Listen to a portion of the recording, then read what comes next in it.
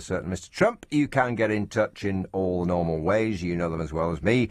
Call on 0345 6060973 or text on 84850. You can also watch us live on the LBC website at lbc.co.uk. So, John Stapleton here, in for Ian Dale, and for the next half hour, delighted to be joined for the first time, in my case, by Alex Salmond. And Alex, if I could just kick off with one question of my own, that's regards something we were discussing just a minute ago, this announcement by the Electoral Commission about who is going to lead the various campaigns. One was a shoo-in, of course. The other was slightly more controversial. The lead campaign for the outers, as it were, didn't go to Nigel Farage and his mates. Explain to us, the great unwashed out here, why this matters. Well, it matters because the officially designated group are the ones who get the public money in order to pursue their campaign and get more recognition, which might spill over into broadcasting, etc. But, this reminds me, these three competing groups, it's like the life of Brian. If you remember the people who were competing to be the Liberation Front for Judea, the People's Liberation Front for Judea, the Front for Liberation of Judea. So the People's Front for Liberation of Judea, that would be the ones who got it. The Popular Front from the Liberation of Judea, that'd be Nigel Farage, who didn't, and that was the most resigned I've ever heard. And then there's a group who are going to court. So they must be the Popular Liberation Front for Judea. I think most people say, well, for goodness sake, just get on with it. So there's one campaign designated on either side. They get certain privileges, they get public money, and they get allowed to be the official voice of the campaign. And I guess a lot of people, like me, perhaps I suggested to Nigel Farage, will be saying, another establishment stitch up. The posh boys have won again, haven't they? Yeah, but the problem with that, of course, is that Nigel's been telling us that all the posh boys, and presumably the posh girls as well, have been on the Remain side. So now he's saying that some on his own side are the posh boys as well. I wonder who he has in mind. Indeed. Boris would be a big candidate for posh boy. Yeah. Anyway, they've got lots of dosh to spend. Let's go on to your calls. We've got Jamie in Aldershot with one that's very relevant for today. Jamie, good afternoon. Pose your question to Alex, please. Good evening. Alex. My question really is something I discussed earlier in the day with LBC, and it's regarding the Culture Secretary, Mr. Whittingdale. And I suppose my question to you really is, why has this question or this furor come out over the Culture Secretary? Why has there been so much press over it? And why has the story been polluted in such a way that it makes the Culture Secretary look really quite bad? When actually he's done nothing wrong at all. Are you sort of unimpressed by the story, Jamie? Is that what you're saying? That it's a matter of no concern to you? Absolutely, completely unimpressed by the story. Okay. I mean, for my perspective on this is quite simple, and that is that all of this happened quite a long time ago, even before he was the Culture Secretary. He did nothing wrong. He was misled, and when he did actually find out that there was something wrong, he ended the relationship. Alex? Well, I think Jamie will join the millions shrugging their shoulders across the country. I thought there's not much to see here. Just moved on. It's mildly embarrassing for John Whittingdale, but it's certainly no worse than that. It's certainly not a sex scandal in the great line of sex scandals of the past. Also, I think times are changing. I mean, the best headline I saw on the social media today was sex worker shamed by relationship with MP, which I thought was pretty good. But for the rest of us, I mean, Jamie's essentially quite right. John Whittingdale's private business is his own private business. I suppose there is a question that some people have raised, given the general standards in the press, given that these newspapers had the story. Yeah, well, that's this line about, we didn't run it because we didn't see the public interest. You think they say, well, it doesn't stop them in lots of other stories, but perhaps this is the post-Leveson environment of higher standards. Well, that's the intriguing bit, if there is an intriguing bit. Why did four national newspapers not publish a story like this when, one can speculate at least that in most other instances they would publish a story like this? And the suggestion, as you well know, is that they didn't want to upset the man who might have some control over press regulation in the future. Well, I don't know. You see, that I don't think holds together. I mean, I don't take the same view in a lot of stuff as John, but I know for long standing, certainly long before this particular instant, that he was he was a critic of over-regulation of the press when he was chair of the Select Committee. So, I mean, to be quite frank, the press had a friend in John Whittingdale anyway. So I think the influence aspect of it doesn't really stand up to examination. But I suppose neither does the explanation that we're now no longer interested in these sex stories, because they print the most unspeakable, ridiculous rubbish on a daily basis, and therefore it is quite surprising that they didn't print this rubbish. As we speak, within the last few days, they've been battling to get a judgment overturned to enable them to name and identify a celebrity allegedly involved in some kind of activity. It's been printed in the United in States. Scotland. It's been printed in Scotland. It's been printed in the United States, and so they're desperate to produce that and publish that story. The Sun headline was, "Oh, hi, we know." Last word to you, Jamie, on this one. Yeah, I mean, the only the last bit really is, firstly, I think the story was held because possibly they were digging for further scandal, which they didn't eventually find. And I think the most upsetting thing here, and I don't hold any political bias whatsoever, is Chris Bryant, the shadow cabinet minister, who came out saying that it seems that the press were quite deliberately holding a sword of Damocles over John Whittingdale. And actually, I think that's backfired on Labour to an extent, which is moreover that Labour are probably just trying to muddy the Tories again. Well, Chris has a track record of saying unwise things. We'll see what happens. Jamie, thanks very much for your call. Let's go to Ian, who's in Welling. Hello, Ian. Hello there. Hi, Alex. I'm just interested in Alex's opinion as to which is morally worse. Is it David Cameron investing offshore in Ireland, or Jeremy Corbyn taking income from Iran, Doha, failing to return a tax return on time, not declaring his pension income? Let me clarification of those points. Let me deal with the Jeremy's tax return. I mean, anybody who knows Jeremy Corbyn will find it absolutely, totally explicable that there was no intent to deceive in his tax return. We'll find it unsurprising that he was fined £100. He would be scrawling things in at the last minute. I don't regard that aspect of things as a scandal at all. And as I said last week, when Ian asked me when I was in New York about it, and I think we were on statement 3 of the Prime Minister's explanations at that time, what I was more interested in was the process of 5 statements, why it took 5 statements to clarify something which would have been relatively easily done. I don't know what David Cameron's paying his Downing Street spin doctors, but whatever he's paying them, it's too much. Well, that was my question too. I mean, in my humble opinion, all David Cameron had to say was, I did have, but I don't have any more. And he could have said that on day one. Why didn't he? I don't know. And what he actually said in one of the statements is, we won't have in the future. Yes. Which just opened up for the past. I think there's a real issue, of course, about the question of disclosure from tax havens, from British Crown territories overseas. And the Prime Minister's questions today were very interesting. One, that the Prime Minister said that these territories have now agreed to share the information with the tax authorities in the UK, which is progress, but are not going to publish the information which he had previously asked for. That's the information on beneficial ownership. And we just had a vote in the Commons just a half hour ago, why 300 to 266, the Prime Minister's position in that was supported. I was one of the 266, incidentally. I think there's a lot of rightful public anger in terms of tax haven status. And, the official estimate we have in terms of the tax gap, that is the gap between what the revenue estimates should be got in and what is actually got in, is £34,000 million a year. And when Angus Robertson, the SNP leader at Prime Minister's Questions, they said, look, you've got 3,000 people in the DWP chasing benefit dodgers, and you've only got 300 people in the Inland Revenue chasing tax evasion.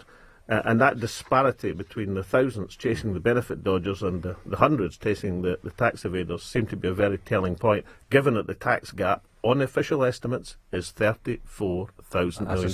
That is a staggering statistic, and those figures about the effort put in to try and redress that are equally staggering. Last word to you, Ian. Are you still there? I think once again, yeah, I am. But once again, what I think I've heard is an attempt to conflate tax efficiency with tax evasion, which I think is really off. And that's what Ken Livingstone tried to do. And personally, as somebody who does have some investments offshore in Jersey, given to me, I resent that. But what I really don't get is why the outrage at David Cameron investing in a system that is less tax efficient than an ISA.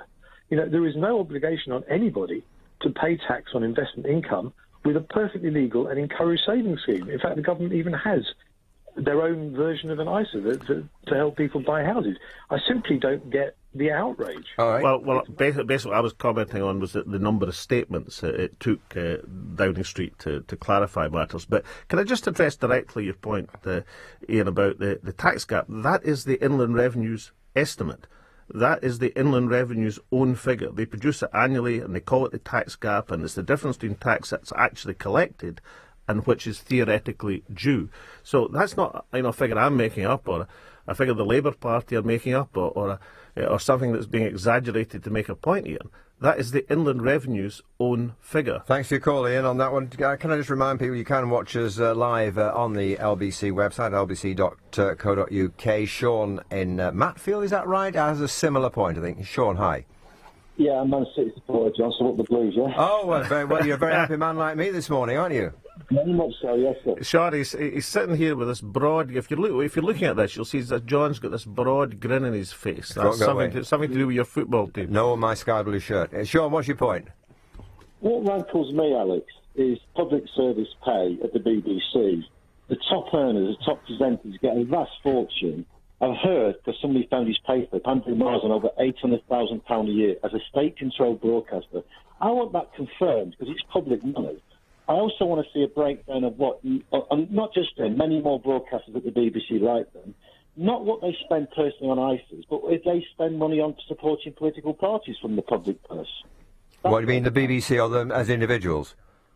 Individuals, John, because there's a raft of broadcasters there. It goes back a long time with the left-wing bias. We all know it. We all talk about it. But we're not supposed to know what these public service broadcasters are paid at the top end. We know what somebody on average income's paid in the BBC. There's a massive disparity there. Yeah. Well, I think that's taken us slightly off track, if I may say so, Sean, but I'll give Alex a chance to respond. Sean's got a good point. Look, if somebody's getting paid public money, like a Member of Parliament, then I think people have an entitlement to know what they're getting paid, and which is why they have the declaration of earnings that all MPs now have to sign up to. In fact, David Cameron's earnings that weren't declared before 2010 now would have to be declared. That was one of the points that came out this week. And I don't see why that shouldn't extend to a public corporation like the BBC. And secondly, I think he's got a fair point about I was talking about the tax gap of what's not collected. He's got a point about the gap between the cleaners in the BBC and the Director General, or for that matter, the top. And I think there's a very good argument in public sector organisations there should be a certain ratio of what the lowest and the highest earner gets. And I think that's also a good point. His last point I don't agree with. I mean, the only bias I've seen in the BBC has been the blatantly unionist bias during the Scottish referendum campaign. And if individual BBC presenters are supporters of the Labour Party or the Conservative Party or any other party, I think they've got the right to do that. If they give more than, let me see, it's £10,000, then they are publicly declared, and it's 1,500 at constituency level. His point, just briefly, because I got it on the news, his point just briefly was should prominent journalists employed by the BBC, not of course in the commercial sector, have to declare how much they earn and publish their tax returns? Well, I think they should declare what they earn. Yeah. I think that's perfectly reasonable. In the public sector, anybody in the public sector is getting public money should declare their earnings, yes. OK, Alex, thanks very much. Thank you very much indeed, Sean. Doubtless see you know where very soon. A lot more from Alex Salmond after the news and travel. This is LBC. The time is 17 minutes past 5. News time now with Philip Criscott. The Electoral Commission has designated Vote Leave as the lead campaign group for a British exit from the EU. The Old Bailey said a police officer was strangled before his remains were found at a flat in South London. An earthquake with a magnitude of 7 has struck Myanmar. The tremors have been felt in India and China. The LBC Travel News is next. OK, so for dinner, there's me, Ben, Jamie, Julie, Grandpa and Auntie Claire. Then there's Pete and Lucy from next door and their kids. Oh, and Alice is bringing her new boyfriend. Fran's popping in. Jen's on her way. Oh, and I forgot... The KFC Double Bucket Deal. 6 pieces of original recipe chicken, 6 mini fillets, 4 regular fries, popcorn chicken, 2 sides and a large drink. Plenty to go around for just £15. KFC, finger licking good. Only available in participating stores. From the LBC Travel Centre, good afternoon. I'm Joanne Webb. The M25 very slow from junction 6 at Godton to 7 at the M23 because a pothole had to be filled in. It's all back open now, but it's still very slow. The M25 very busy anti-clockwise as well from 16 to 12, the M40 to the M3 after an accident that happened earlier. Delays on the North Circular Road westbound from Finchley to Henley's Corner and the A413 Amersham Road. That remains closed in both directions at Chalfont St Giles. On the trains, Greater Anglia services there delayed by about 40 minutes in and out of Liverpool Street. LBC. Harry, Barry and Gary are the hottest app development team in town. They don't have an office, but they do have eReceptionist. With eReceptionist, they have a London 0207 number, which answers and redirects their calls to their mobiles. And because eReceptionist works to their schedule, if Harry's on a date with Carrie, his calls go straight through to Gary and Barry. Supercharge your image and connect your business from just 30p per day. Try for free at eReceptionist.co.uk. Free trial must be cancelled to avoid charges based on a year's subscription. You know, I can really see us living here, Lucy. My 7 might be... Why are you hugging the lamp? 5 over 265 divided by the sum of parts. Lucy. Patience, mon petit fleur. I'm just calculating the monthly running costs for this property, and they're 14% cheaper than the last place we saw. Well, that's impressive for someone who can't remember their own PIN number. Oh, numbers schmumbers. It's intuition, babe. I'd probably believe that if you weren't on Zoopla, babe. Know what you're doing. Start your property search with Zoopla. At Vonage, we know that just because you have big dreams for your business, it doesn't mean that you want to spend big. You don't need an expensive telephone system or a flash office in the heart of the city. In fact, you don't need an office at all. Our cloud-based phone system lets you access your business phone anywhere, at work, home, or even the coffee shop. There are no setup costs, and plans start from just £11 a month.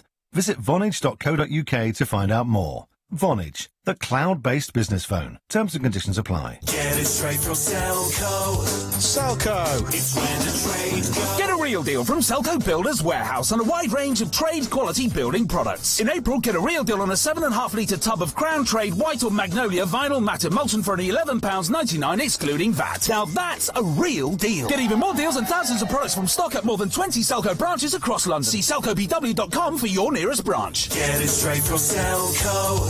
Selco. It's where the trade go. Every approved used Jaguar comes with 2 years warranty. But at the Jaguar approved used event from the 14th to the 25th of April, on top of our competitive 10.9% APR representative finance, with Jaguar Privilege PCP, you also get £1,000 deposit contribution across the range. So the Jaguar you've always wanted is closer than ever. Search Jaguar approved used. Offer ends 25th of April 2016. Credit subject to status. Terms and conditions apply. Black Horse Trading as Jaguar Financial Services. John Stapleton on LBC. 21 minutes past 5 at the time. John Stapleton is standing in for Ian Dale here on Drive In, the company of Alex Salmond. You can watch us, if you could bear it. You can watch us on LBC's website, lbc.co.uk, and also you can call us 0345 6060973 or text at 84850 if you have a question for Alex Salmond, who's with me right now. Candy is in Upper Norwood. Hi, Candy. Hi. What's your question for Alex? Oh, first of all, I want to say hello to Alex. You've Hello, done it? Candy. How you doing? I'm good. My question, though, is kind of at par with the Whittendale question, which is why is it being gagged? Why can't we hear everything? And why, especially, is the celeb issue being taken to court? Because even if I knew about it and I told someone, I may be hauled into court.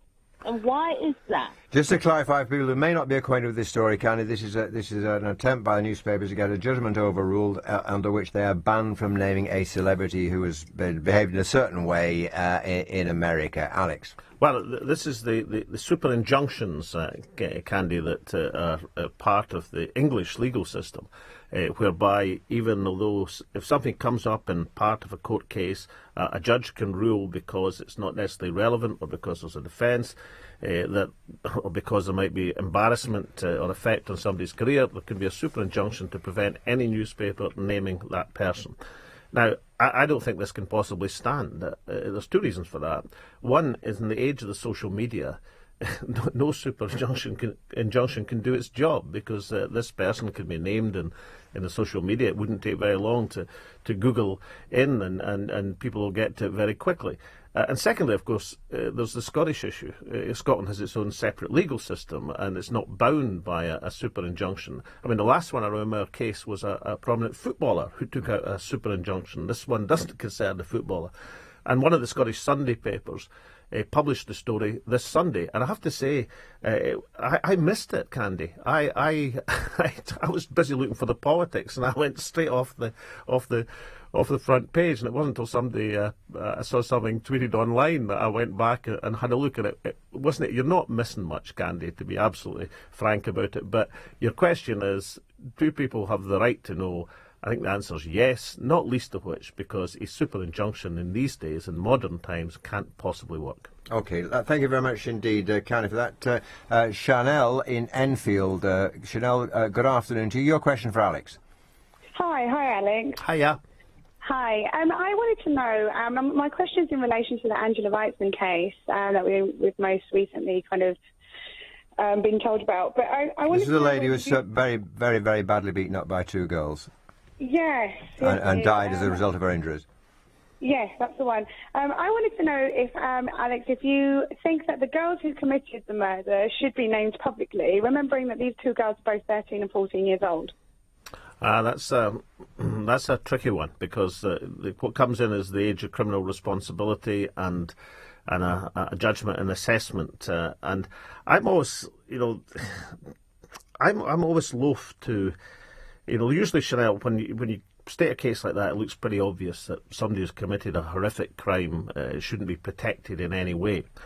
But none of us are going to or have heard the full range of evidence, and if the law protects minors from being named and has ages of criminal responsibility, which are different in England and Scotland, incidentally, and if the court decides it's, having heard the evidence and knowing the circumstances, not to name the individuals, then I suspect they're in a better position than any one of us to make a judgment on that. So, in principle, yes, you would think people 13, 14 are fully conscious of what they're doing, but in the detail of any particular case, even one as horrific as this one, I'm pretty well prepared to go along with what the court decided. What's the justification for not naming someone of that age in a case as serious as this? Well, it can have several justifications. One is the age of criminal responsibility.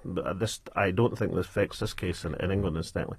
There can also be issues as to whether the perpetrators, and of course I'm not talking about this case in particular, had a mental disability in some way, had some other deficiency, or some explanation like that. It can be a range of reasons that the court decides, and therefore, not knowing the full circumstances, I am dubious about making a judgment. And we should be very careful too, because they have a right to their anonymity, and they are the age they are. Chanel, thank you very much, Dee, for your call. Eddie's in Brixton. Hello, Eddie. Hello, how are you? We're fine. What's your question for Alex? Hello, Alex, how are you, sir? I'm grand, Eddie, on you go. Thank you very much. My question is, should the government be intervening with the issue of Tata? And if it is the government that should be intervening, how should they? Well, my argument would be yes, and we've discussed this on the show with Ian before, and I pointed out that the Scottish Government had no compunction about this. They bought the Scottish steel assets, which are at a much smaller level now, because we've only got a few hundred people left in the Scottish steel industry in Dale and Clydesbridge. But the Scottish Government stepped in, they bought the assets of Tata, and they sold them on to a company engaged in green steel, who we've got great hopes that the steel industry will be saved, even at that small level in Scotland. And I think that's exactly the sort of move that the UK government should be taking. I think the idea of dismissing public intervention, or saying that's not an option, which was initially done, it seems to be backtracking on that now, and I'm glad they are. I mean, if the government can't can't intervene to protect a strategic industry, then what on earth is the government for? I have one question for you here, Alex. I mean, I'm sure the people of South Wales and Port Talbot, which I know a little bit, spent some time down there at one stage in my life, albeit briefly. I'm sure they're delighted by that. I'm sure most people would support the government in trying to help save all those jobs. But don't the people of Redcar have a right to feel a bit miffed? No one helped them out when their steel industry went, did they? Well, yes, they do. And I argued for government intervention at that time as well. I mean, what do you do as a government? Right, now let's just say, for the sake of argument, that everyone accepts you cannot just take into public ownership and make losses and run things in the same way over a long period of time. Let's just say that is not, I don't think, anybody's preferred solution. So what use can the government be in situations like that? Well, you have to find a way to tackle and do something differently from the situation that we have. Now, the option that was pursued in Scotland of producing what's called green steel, that's when steel is recycled effectively from waste products, and that's where the plants are going to go. That might not be a whole option for something as large as Port Talbot, but there are other options you could take. I mean, one of the key issues here is energy costs, relative energy costs. Now, let's say instead of pouring countless billions down new nuclear power stations built by the French and financed by the Chinese, let's say instead of doing that, you put renewable energy on site at these plants and made sure that renewable energy was competitive to give them a competitive energy structure, on site generation of electricity. That would be one way in which you could change the economics and make the plants more viable, and then, of course, as hopefully is going to be done, sell them on to somebody who's going to make a go of it. Quick word to you, Eddie.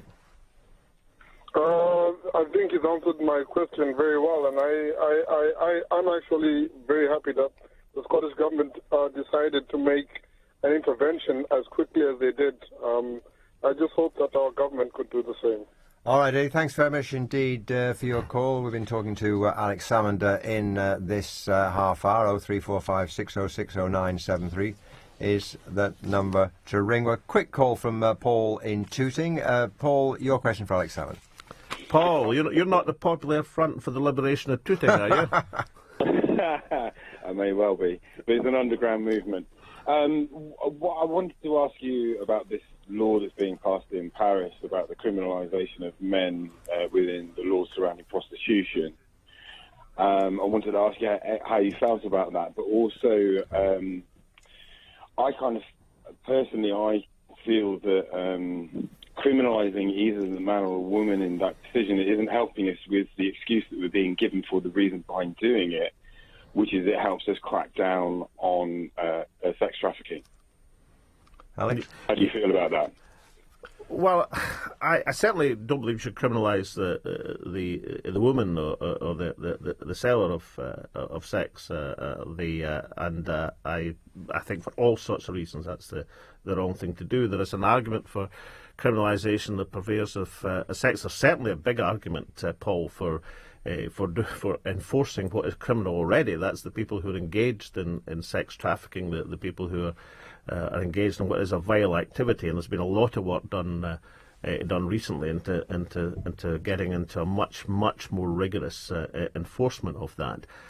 But I would tend to concentrate on that end, but I'm not dismissing entirely. I mean, the criminalisation, if there's criminality, should be on the customer, not the seller, because many of the people in that position have been heavily disadvantaged and are very vulnerable people indeed, and are victims, not perpetrators of crime. Yeah, I was just going to say, I mean, a law banning paying for sex, you're not going to stop people paying for sex. I mean, you're just going to drive it somewhere else, aren't you? Well, I think there are difficulties with that. That's why I think the focus is better to be on sex traffickers. And we had this very interesting situation in Scotland where we had different laws effectively in the same criminal system operating in our two major cities of Glasgow and Edinburgh.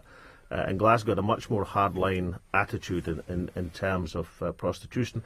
Edinburgh, it was argued about that if prostitution effectively was being condoned under certain circumstances through licensed saunas. It wasn't quite legalisation of brothels, but nonetheless the emphasis there was getting prostitution off the streets and into a safer environment. Now, there were some difficulties with that, not least in recently that some at least of the saunas had been infiltrated effectively by criminal gangs who were using sex trafficked people, and of course that made it much less acceptable than it had been over a number of years. So it's a complex issue, and it requires a fine judgment, but you certainly have to look at the overall consequences of your action, not just take a blanket approach. Paul, thank you very much indeed for your call. Thank you very much indeed to you, Alex Salmond, for being with us for the last 33 minutes. So my apologies to those who didn't get through. Maybe you'll be luckier next time. Alex, thanks very much indeed for being with us. A great pleasure to be with you. I mean, what an improvement in that guy Dale. No question, John. I mean, the master at work. I know you don't mean it, but thank you very much indeed.